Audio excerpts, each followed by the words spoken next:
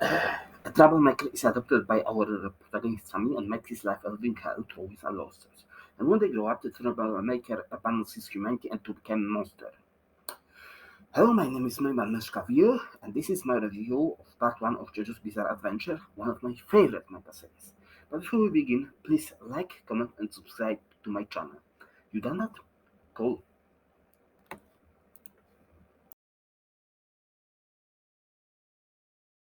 Manga, a fifth part of the long-running Jojo's Bizarre Adventure, is a gothic horror slash fighting series shonen manga that ran between December 2nd, 1996 to October 13, 1997.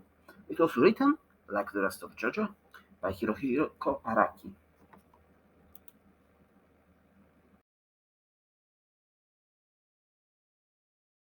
Our protagonist's life takes a turn for the worse when his father adopts an orphan his age after his father, whom our hero's father thought saved his life, but was actually trying to rob him, dies.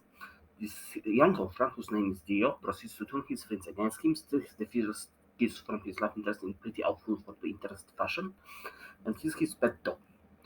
Flash forward 7 years later, and it seems that Dio and our protagonist, Jonathan Joestar, have become friends, but it's not the case as Dio tries to kill the father.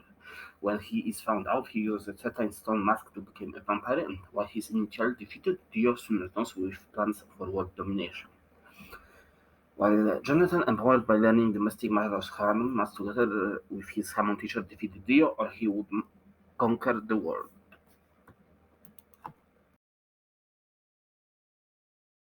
Jojo of his part, and by far the weakest one. There be not that many much to him besides being a kind-hearted Kenshiro clone. He is not a bad character, by the way, by any means, but he is easily overshadowed by future holders of the nickname. Speedwagon, a character introduced as an antagonist in the arc in here appears, but after Jojo defeats him, he befriends Jonathan.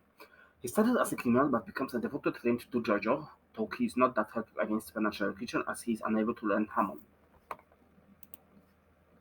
William Zappelli, the mentor of Jojo who teaches him Hammond, an eccentric man who is devoted to the destruction of the stone masks that make people into vampires. After his father becomes one. He's also aware of prophecy that he will die helping a young man reach his full potential, a prophecy that comes to pass in the manga. The big bad of the manga, and oh boy, he's a vengeful villain. Possessing insane levels of charisma and pride coupled with his sadness and evilness results make him a delight to watch. Wait.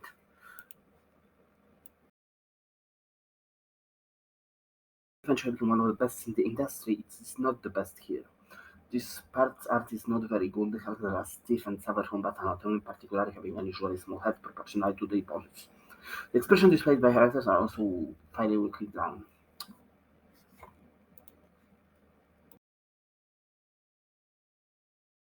Spoiler warning. I am about to spoil the ending.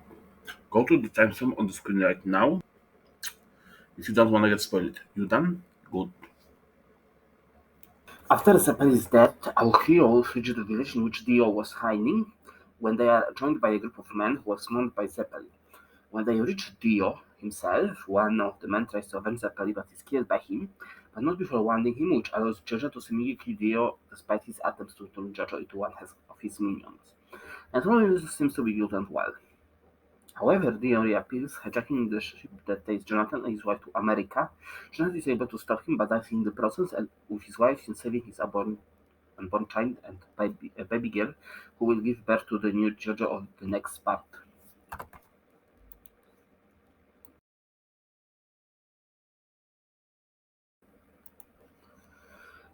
I really like the time of human perseverance against inhuman creatures.